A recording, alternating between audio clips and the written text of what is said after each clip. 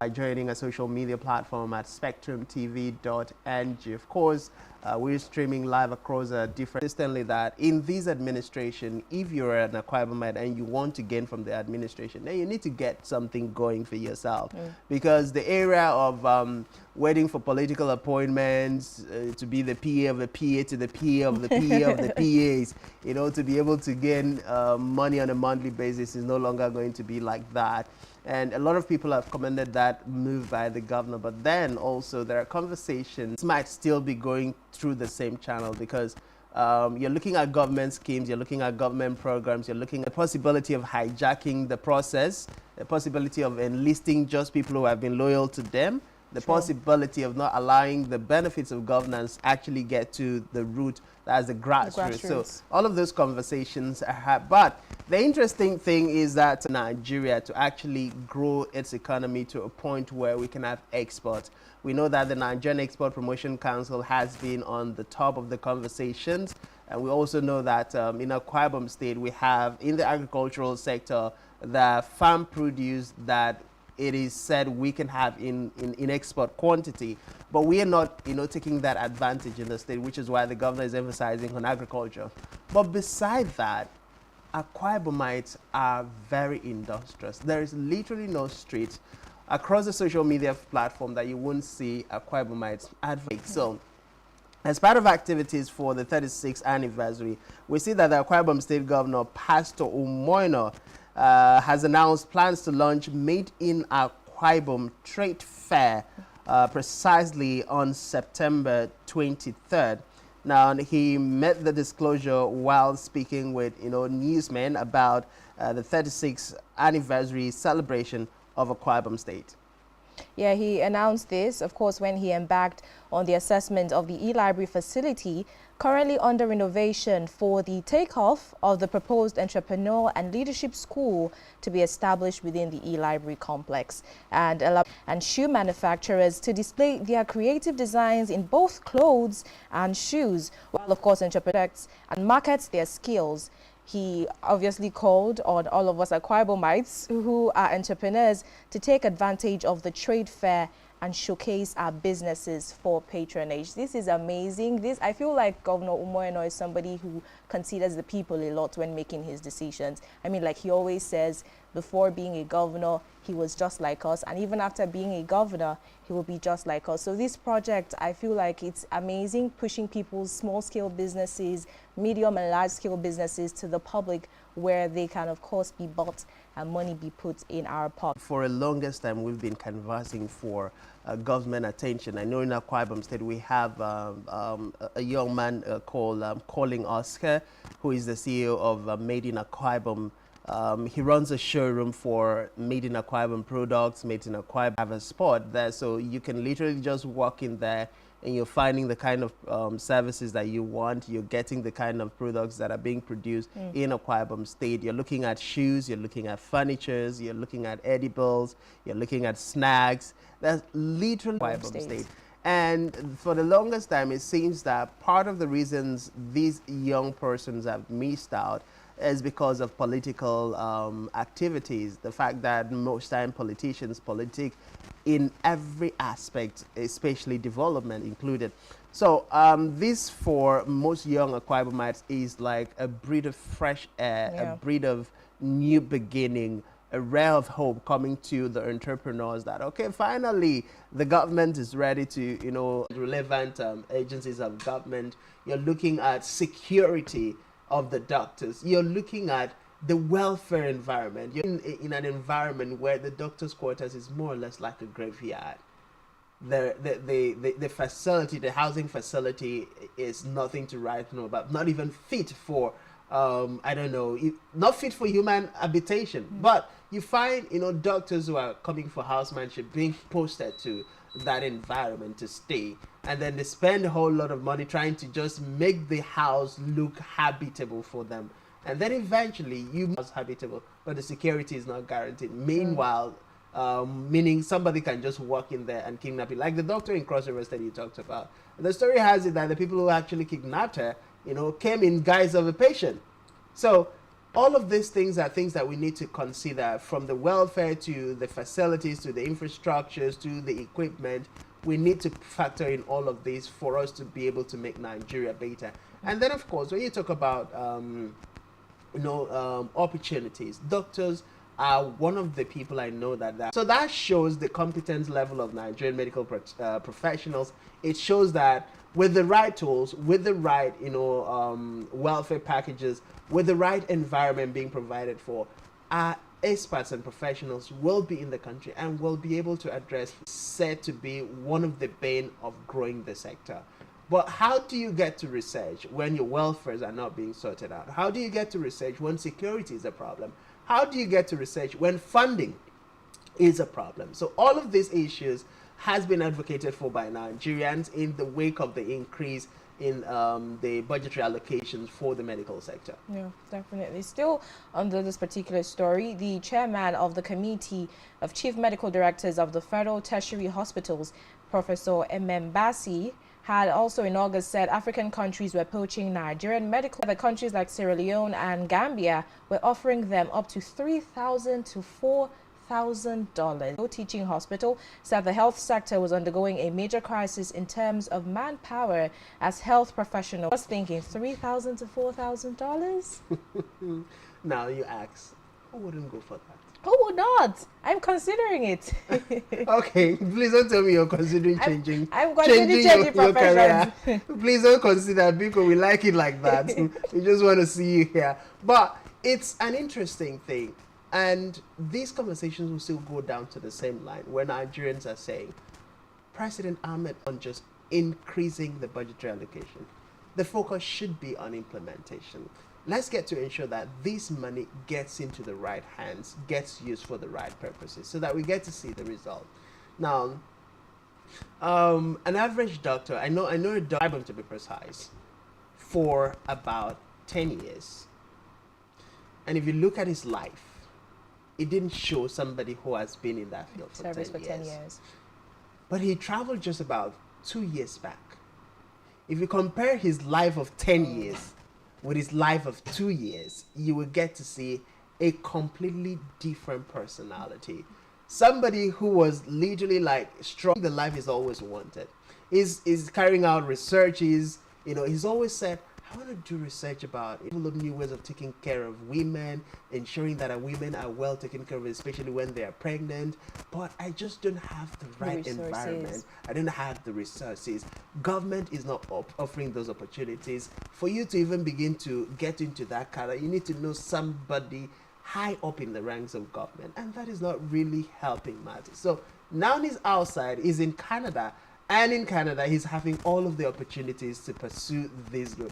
And I will not be shocked if in the next 2-3 years, we are waking up to hear, a doctor from Nigeria, from Akwa Ibom State, has discovered XYZ ways of, making sure that our women are safer during pregnancy. Yeah. This is why we have different innovations across board outside the shores of Nigeria, especially also from coming from Nigerians who have left the shores of the country. And then you ask, were these people not in this country? Why did they not have these kinds of, discoveries while in Nigeria? So it goes back to the opportunities. It goes back to the legislation. It goes back to the political right, opportunities for these different professionals. But of course, we do hope that Ahmed Bola Tinubu, the President of the Federal Republic of Nigeria, will be able to change the narrative and bring about the much desired hope that Nigerians are waiting for. Of course, that would change the narrative, not just for Nigeria,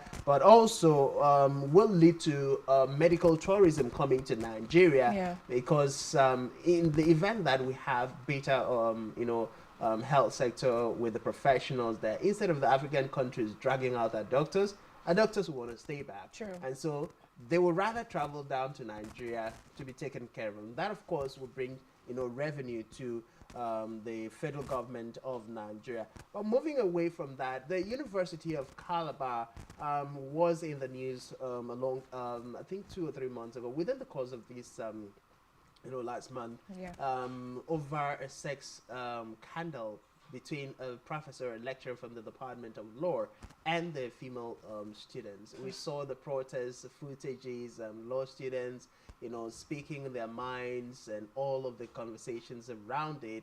Shortly after that, we saw the University of Calabar suspending the professor for the conduct, of course, initiating an investigative panel. And we see that also spiral out into different calls for probing of university lecturers. So we see that as far as sexual harassment is concerned, no fewer than 35 lecturers in the nation's tertiary institutions have been indicted and dismissed over sexual misconduct in the past 5 years, according to analysis. Of course, sexual harassment has been recurring in Nigerian higher educational institutions.